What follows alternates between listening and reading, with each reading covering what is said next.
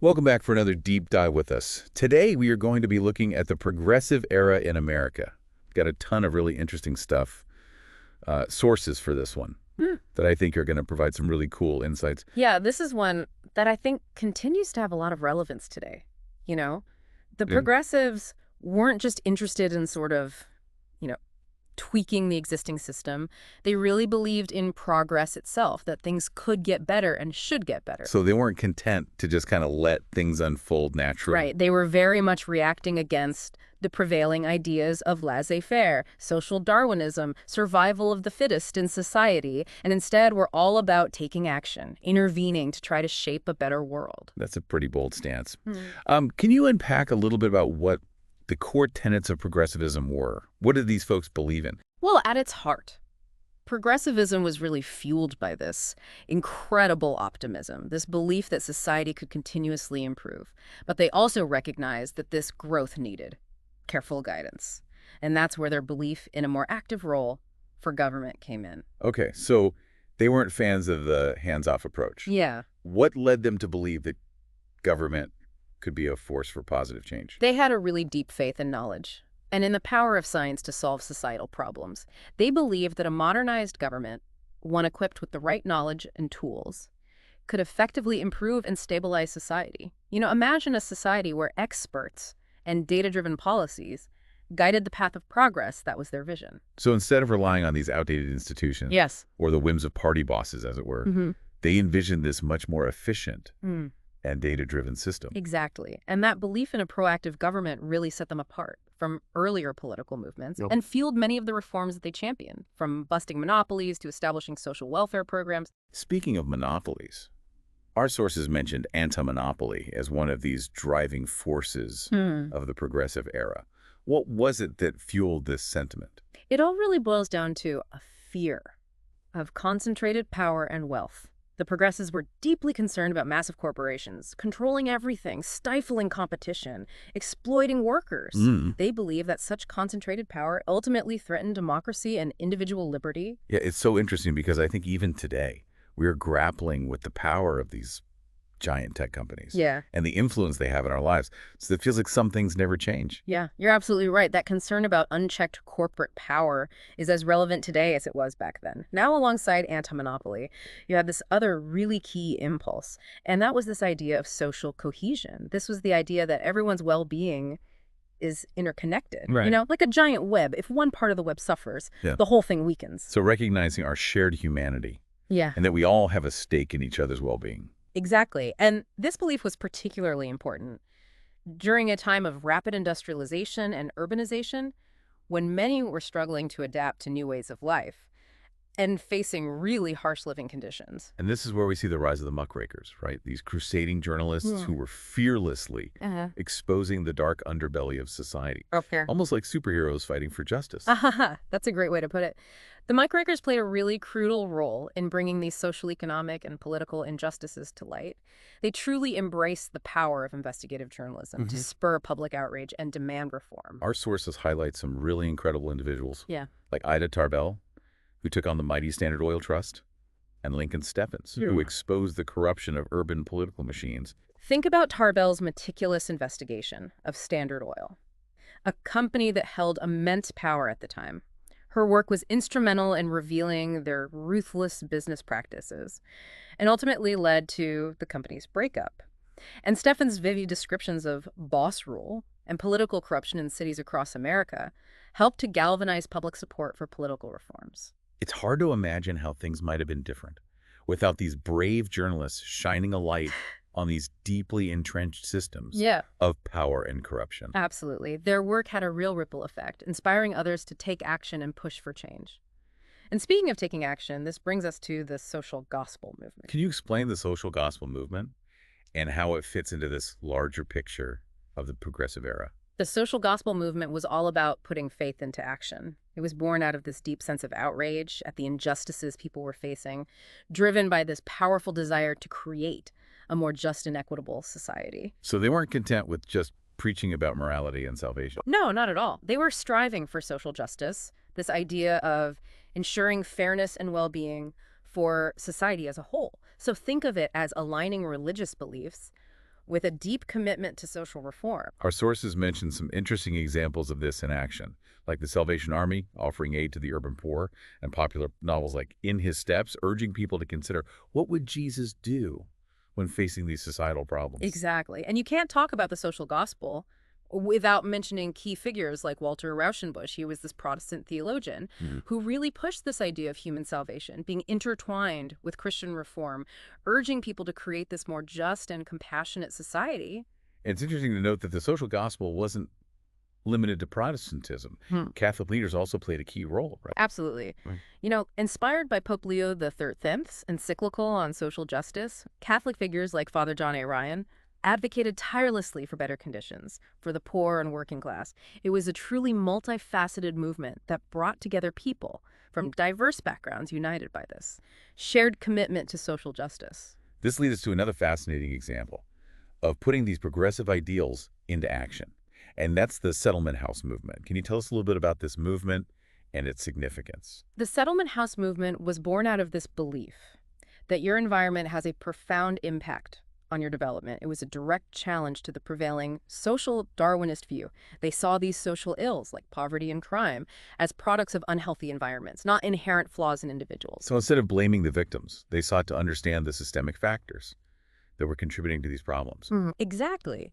They believed that by improving people's living conditions and providing them with opportunities, they could empower them to break free from these cycles of poverty and injustice.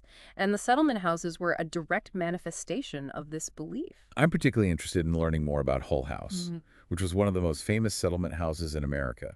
Our sources mentioned its founder, Jane Addams, as a truly remarkable figure. Jane Addams was a true pioneer. She co-founded Hull House in Chicago, and it quickly became a model for settlement houses across the country. Imagine these houses, offering practical help to immigrant families, struggling to adapt to a new country. They were like beacons of hope in these often crowded and challenging neighborhoods. It sounds like they were much more than just charity organizations. You're absolutely right. They were designed to be centers of community and empowerment. They offered everything from childcare and healthcare to English classes and job training, but they also went beyond just providing services.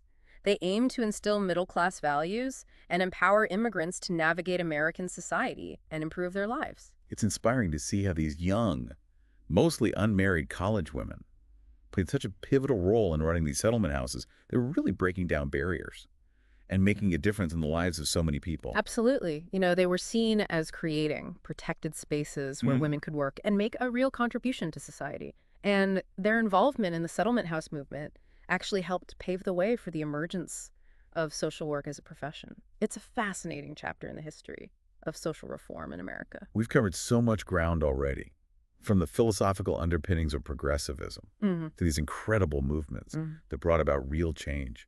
It's remarkable how this era managed to combine these intellectual movements, journalistic crusades, and religious activism, these practical social programs, all driven by this core belief in progress and the power of collective action. And it's crucial to understand that all of these different elements were interconnected. They influenced and inspired each other, creating this incredibly dynamic period in American history. And the best part is we've only just scratched the surface. There's so much more to explore.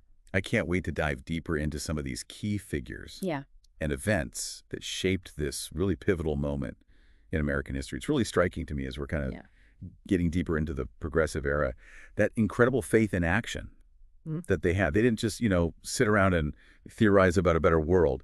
They rolled up their sleeves and got to work, whether it was through, exposing corruption, through investigative journalism, providing aid to struggling communities, pushing for systemic change. They were truly doers. Yeah, that's a great observation. And I think that proactive spirit was really rooted in their belief in the power of collective action, this idea that individuals working together could create real and lasting change. They were really pushing back against kind of this prevailing individualistic mindset of the time, that every man for himself mentality. So instead of viewing society as this collection of individuals striving for their own gain, it was this much more interconnected, interdependent community where everybody has a role to play. Exactly. They saw society as kind of like a collective organism where the well-being of each individual was inextricably linked to the well-being of the whole. And this had really profound implications for how they approach issues like poverty, education, even public health. It wasn't just about helping individuals in need.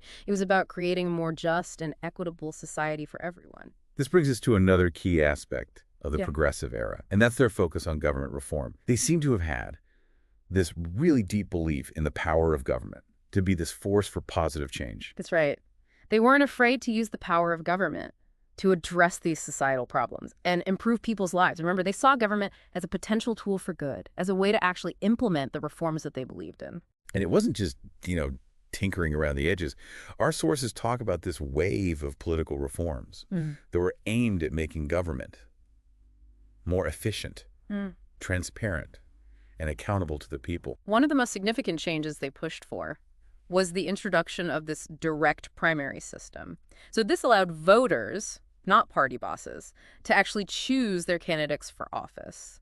Imagine how revolutionary that must have felt at the time. It was a huge blow to the power of these political machines that had controlled politics for so long. Like taking power back from the smoke-filled back rooms and putting it directly into the hands of the people. That must have felt incredibly empowering. Absolutely. And alongside direct primaries, they championed other innovations like the initiative, referendum, and recall. These reforms gave citizens more direct control over legislation and elected officials. It was all about empowering the people and making government more responsive to their needs. These reforms almost sound radical, even by today's standards. They really were committed to reshaping the political landscape. They were. And it wasn't just about changing the mechanics of government. It was also about changing the people in government. The progressives pushed really hard for civil service reform. Professionalizing government jobs, and reducing the influence of patronage and corruption. So instead of handing out these government jobs as political favors, you have qualified people in those positions, making decisions based on expertise and merit, not loyalty to a particular party or politician. Exactly. It was all about promoting efficiency and good governance. And this emphasis on expertise extended to other areas as well. For example, the progressives were really strong advocates for scientific management, applying principles of efficiency and rational planning to both government and industry. They were obsessed with making things work better, streamlining systems, eliminating waste. Definitely efficiency enthusiasts. And this desire for efficiency led to the creation of new regulatory agencies like the Food and Drug Administration.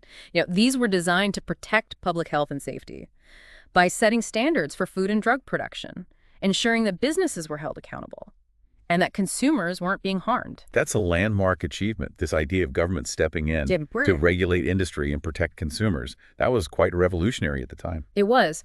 And these regulatory agencies weren't just about policing businesses. They were also about using scientific expertise to gather data and solve complex problems. And we really see the emergence of a new kind of expert during this era. The social scientist, who used research and data to try to understand and address these societal issues. This sounds like a time of just incredible intellectual and social ferment. But I'm curious, were there any internal tensions or disagreements within this movement? It seems almost too unified. That's a great question. And it's important to remember that the progressive era wasn't this monolithic block. There were definitely internal debates and disagreements, especially when it came to issues like race and immigration. Oh, that's right. Our sources do mention that. While some progressives were championing social justice for all, others held views that were, less than progressive by today's standards. Exactly. Some progressives, particularly in the South, supported segregation and disenfranchisement of African Americans. Others held these nativist views, seeing immigrants as a threat to American culture and society. It's a stark reminder that even movements dedicated to progress can harbor these contradictions and blind spots. It's like a cautionary tale to remind us to really examine our own assumptions and biases, even when we're advocating for what we believe is positive change, to make sure that that pursuit of progress truly benefits everyone, not just a select few. You're absolutely right. And this brings us to a really crucial question. What does all of this mean for us today? What can we learn from both the successes and the failures of the progressive era as we grapple with the challenges of our own time? As we're wrapping up our deep dive here, it's really amazing to think about how the legacy of the progressive era is still so present in our lives today. What do you think are some of the key things that we can learn from this period? Yeah. both its triumphs and its shortcomings. Well, it's all around us, isn't it? I mean, the role of government in regulating industry, in protecting consumers and promoting social welfare, these are all concepts that the progressives fought so hard for. Yeah, it seems like their impact goes even beyond just like specific policies. It's almost like a certain mindset, this belief that we have the power to collectively shape a better future. They weren't afraid to challenge the status quo and really push for fundamental change. Yeah, that's such a crucial point. I mean, the progressives were really fueled by this unwavering optimism, this deep-seated belief in the power of human agency. They didn't just kind of accept things as they were. They actively worked to make things better. They were also incredibly innovative, weren't they? I mean, they tried new things, they experimented. I'm sure they made mistakes along the way, but kept learning and adapting. It was just this period of tremendous creativity in terms of government. Yeah. Social programs. Yeah. How we view our responsibilities to one another. Exactly. And I think that spirit of experimentation and innovation is something we can definitely learn from. You know, think about the complex challenges we face today, from climate change to economic inequality. We need that same willingness to think outside the box, to try new approaches, and find solutions that actually work. We also have to be mindful of the pitfalls, right? We talked about how the progressive era wasn't perfect. They had their blind spots, their prejudices, and even some of their well-intentioned solutions had some unintended consequences. Absolutely. We have to learn from their mistakes, to be aware of our own biases, and ensure that when we strive for progress, it's truly inclusive and benefits everyone, not just a select few. It's a delicate balance, isn't it? On the one hand, you need that bold vision, that willingness to fight for a better world. But on the other hand, you need the humility to acknowledge that you don't have all the answers and to be open to different perspectives. Yeah, I think the biggest takeaway here is that progress is this ongoing process. It's a constant striving, not a destination. It requires us to engage in those tough conversations, confront uncomfortable truths, and work together to find solutions. So what does this mean for us as individuals? How can we channel that spirit of the progressive era in our own lives? I think it all begins with asking ourselves some tough questions. You know, what injustices do we see in the world around us? What role can we play in addressing them? How can we use our voices, our resources, our skills to make a positive difference? It's realizing that we're not just passive observers. We can be active participants in shaping the world that we want to live in. Exactly. And it doesn't always have to be about these grand gestures. Sometimes the most impactful actions are those small, everyday choices that we make. You know, how we treat others, how we engage with our communities, how we consume, how we vote. All of these things add up. If the progressives were here with us today, what do you think they would say to us? I think they would urge us to keep pushing forward, to never give up on the fight for a more just and equitable world. You know, they'd remind us that progress, I guess, possible, but it requires that constant vigilance, critical thinking, and a willingness to challenge the status quo. Maybe they would even tell us to get out there and make some muck.